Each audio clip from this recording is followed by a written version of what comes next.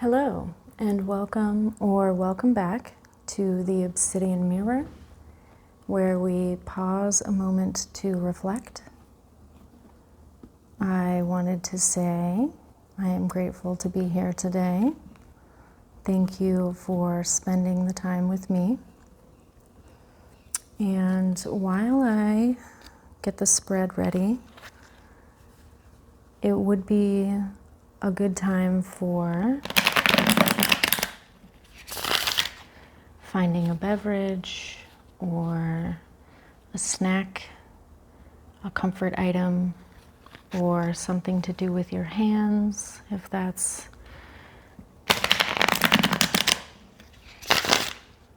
something we can do at this time. I invite you to connect with your body if it feels safe to do so.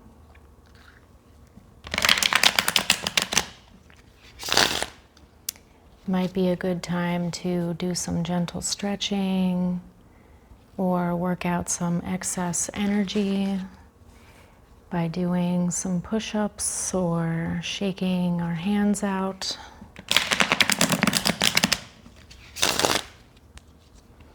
And we are going to discover what the cards have for us to look at today.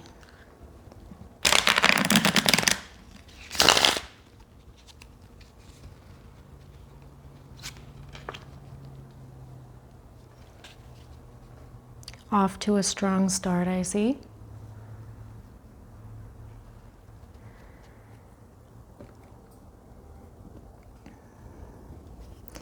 If there's anything that you like about this reading or this video,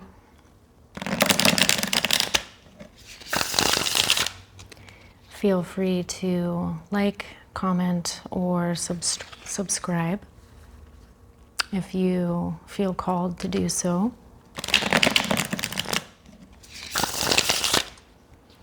You are part of the community here if you want to be.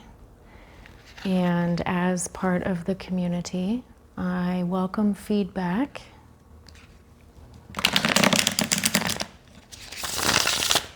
It helps me to refine my process. I want to provide a safe space for us to come together. And I hope that this is enjoyable in the very least. Feel free to pick up what is useful and discard the rest.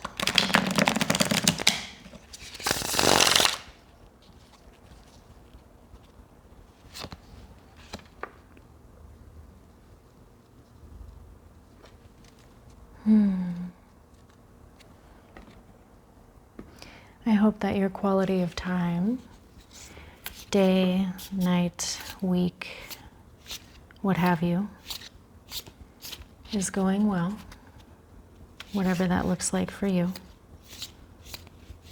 And if you're having a challenging quality of time, I hope that things become easier and smoother in some way. There's always room for improvement, in my opinion.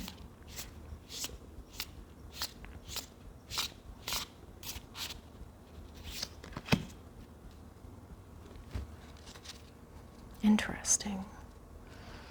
I got this in the last reading as well. Or I pulled it, rather. But this is the Obsidian Mirror, so I find that the reflections that we do here can also apply to me.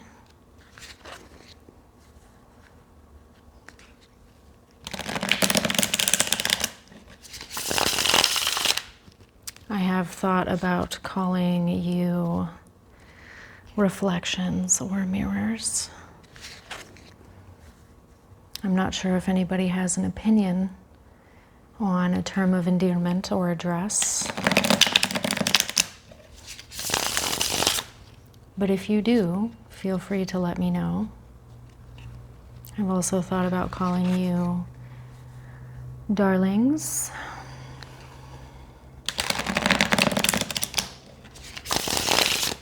I like nicknames and terms of endearment or affection, so I'm just inclined to do that. But not everybody is open to it, and that's fine. Before I get into the reading, I'm going to do a few deep breaths, and you are welcome to join me, starting now.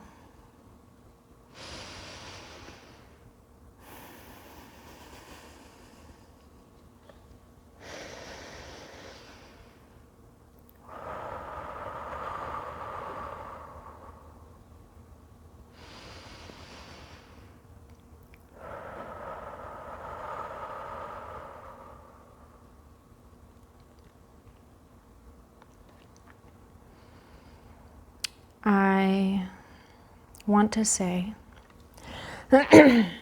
excuse me, that this feels like it can be quite a heavy reading, so do whatever you need to do for you at this time. If this reading brings up something and you need to pause and walk away, you are more than welcome to do that. I understand.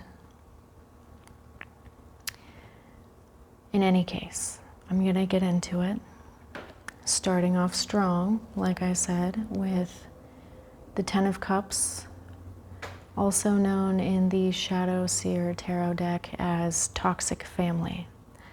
And my immediate response to this is kind of visceral. I want to start cussing. I love cussing. Cussing is my friend. It makes me feel called to defend myself and maybe even attack. That's probably very telling.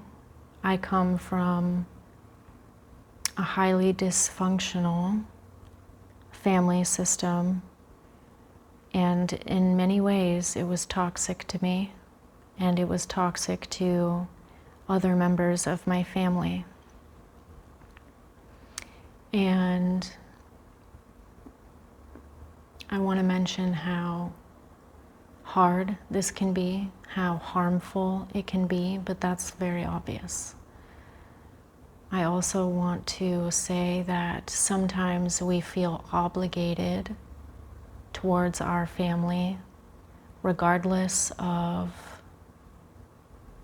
the impact that some of the behaviors have on ourselves and other members of the family. It makes me think of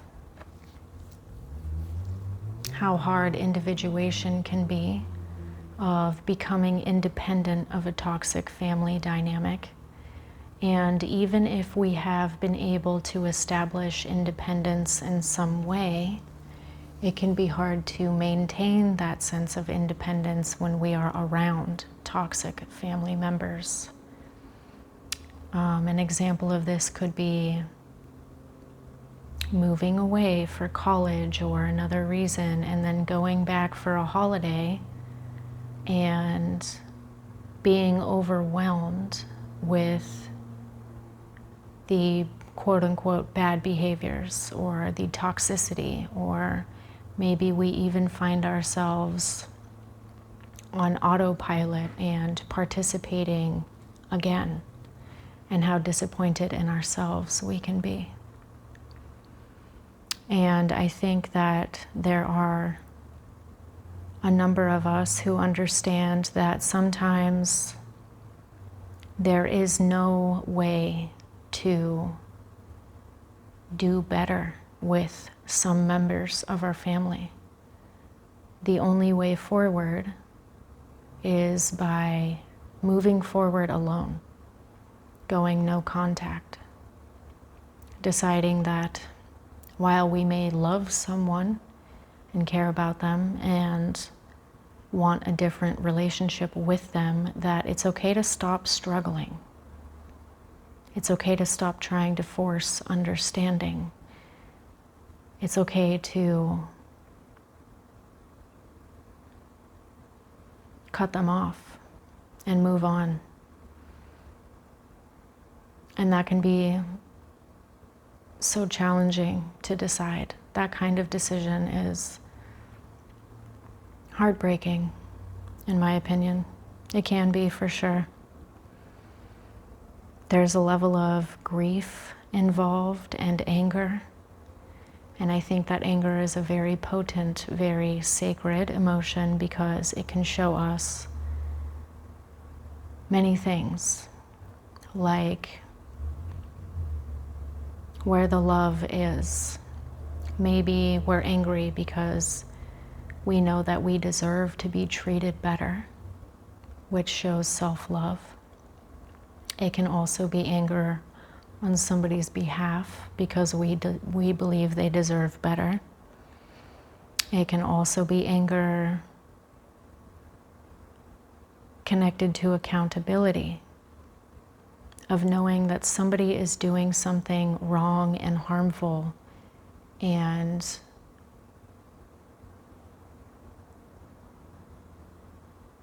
us wanting them to change their ways, to be better, to hold themselves responsible or to a higher standard, or to learn something from the experience and gain wisdom to be able to do better.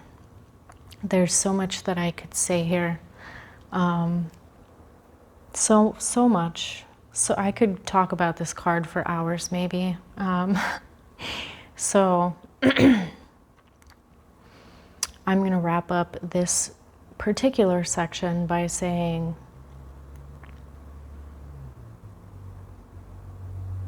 toxic family sucks. It really sucks, and it really hurts. And the grief can be overwhelming, and it can feel so unjust, and it can feel so pointless. And if you're somebody who has toxic family members or has a toxic family member or members, or grew up in a toxic dynamic of some kind, you're not alone. There are plenty of us out there. And I hope that you can do whatever it is that you need to do to take care of yourself when it comes to a toxic family. I can't decide that for you. Nobody can. So please be gentle with yourself and take care of yourself. I'm going to move on to the Six of Cups. And immediately I'm getting like analysis paralysis, or analysis paralysis, reminiscing, being overwhelmed by an emotional experience, something that clouds our better judgment, our sense of self, something that makes us think differently and in ways that we might not necessarily want to think. This can be depression, anxiety, paranoia. And I also get a sense of intellectualizing emotions. So really digging things up and naming them, turning them over in our minds to the point where maybe we get stuck there, or it's a way to avoid feeling. If we think about feeling, it can also feel like feeling. It can feel productive. This can also be learning about emotional cost, emotional consequence. It can be educating ourselves on healing emotional wounds that come from the past. Maybe this is gaining insight into why we do the things that we do. It could be going to therapy. It could be learning about neuroscience. It could be any number of mental processes related to the consequences of being in a toxic family, or just knowing one. Maybe you're not even a part of it, but you're watching it and trying to understand. And that can be its own kind of turmoil. I'm going to move on to the poet.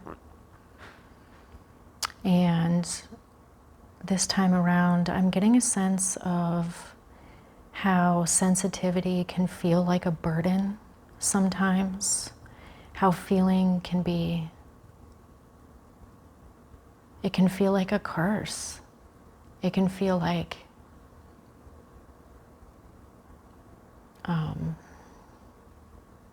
everything would just be easier if I didn't feel so much or so deeply, or if I didn't notice these things, or if I just didn't mind so much. Like, I keep getting the question, what is wrong with me? What is wrong with me?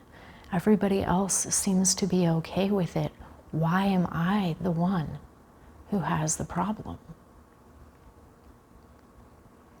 Maybe that comes with the burden of interpretation.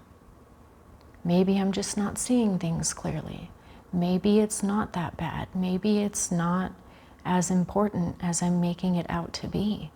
And I'm getting a level of second guessing as a form of protection. It's like a protection mechanism. If I just become more emotionally blunted, if I just look the other way, if I just don't think about it, it'll be okay. But that's not always the case. And sometimes having that insight, having that foresight, understanding our emotions on a deeper level, having a problem, being sensitive, sometimes those are gifts, even if they don't feel like gifts. And the reason why I say that is because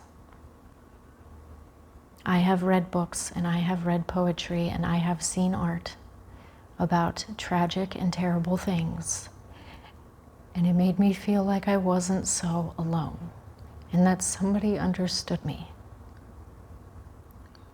On the other side of that pen or that brush was somebody who also understood and was going through it. So I think that here, the poet is the potential to turn pain into art. That there is an opportunity for expression here that could lead to genuine, heartfelt connection that doesn't lead to harm. I'm sorry, I'm getting very emotional right now. Give me a second.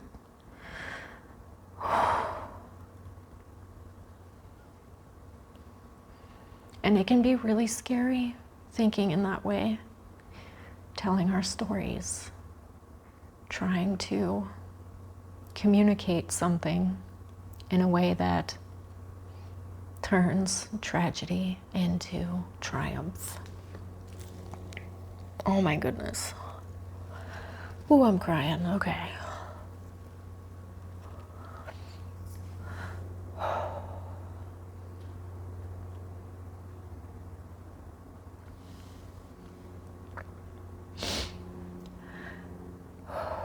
Thank you for your patience. I think that a lot of good things can come out of really painful shit. I don't cuss here on the channel very much, but fucking A right now, god damn it. Oh, this is a rough one. Okay. I'm going to move on to the Six of Wands. which is a card of celebration and recognition, of getting one's flowers, of being seen for something that we have done. Here we have what looks to be a ballet dancer getting applause. And when it comes to ballet in particular, I personally am very impressed by ballet dancers. They are so strong, even if they don't look strong. And a lot of them put in hours and hours a day for stretching and practice and practice and practice so that they can use their bodies, their very well trained bodies, to give us a beautiful interpretation of something through dance.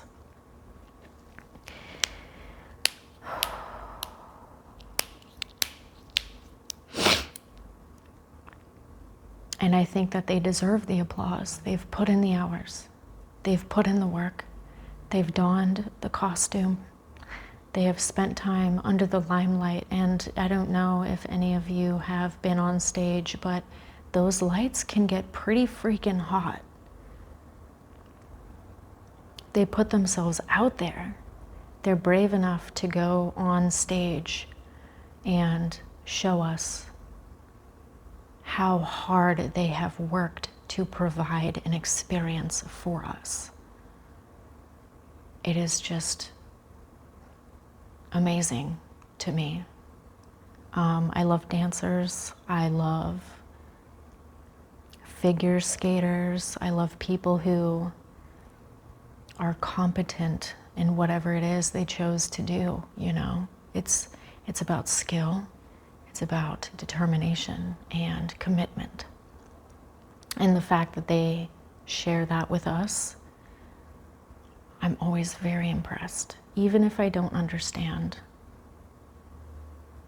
I'm not a sports fan. Please don't yell at me for that. But people who play sports are very impressive to me because I might not know intimately what it takes, but I know theoretically what it takes. So this spread to me is about turning pain into something beautiful. It is about internal alchemy. It is about creating something better from the bullshit we have gone through. And it might not necessarily feel good. It may not feel poetic. It may not feel like a higher calling. It might be processing through art. It might be painting because we need something to do with all of this, and that's just what we chose, is to pick up a brush about it.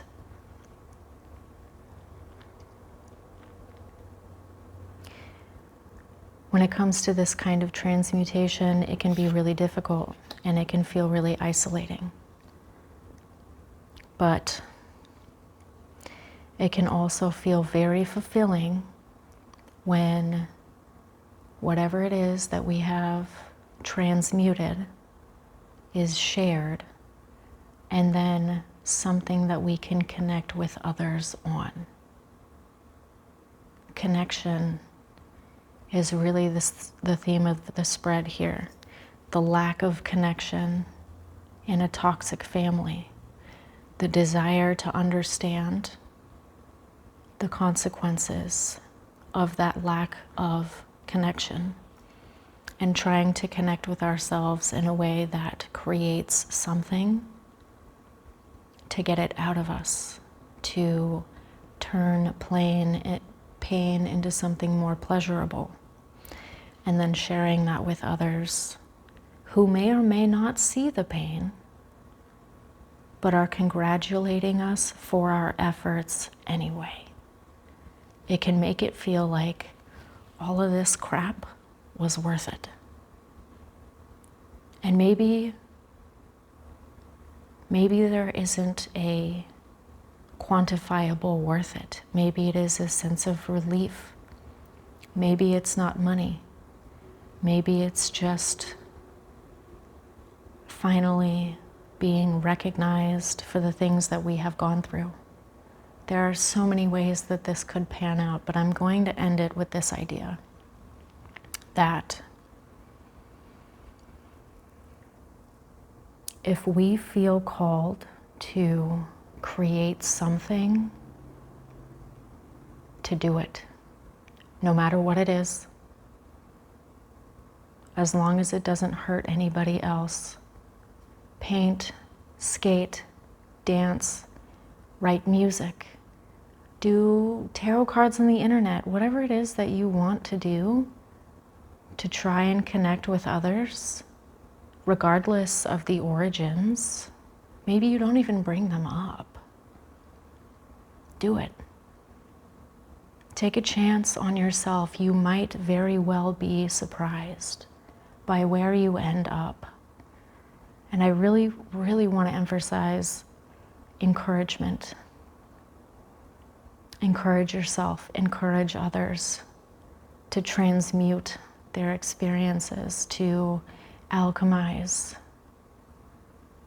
some downright painful stuff, turn it into something. And maybe nobody's going to witness it.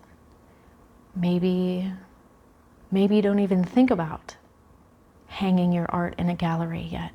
Just create something and see how that makes you feel.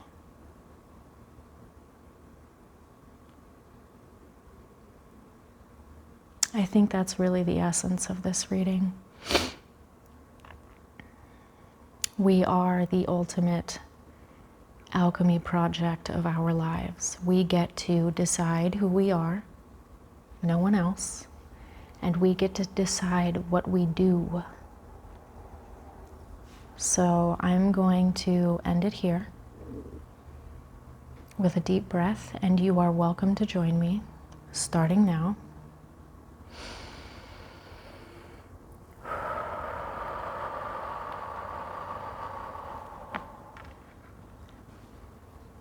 Maybe I'll see you again on the obsidian mirror.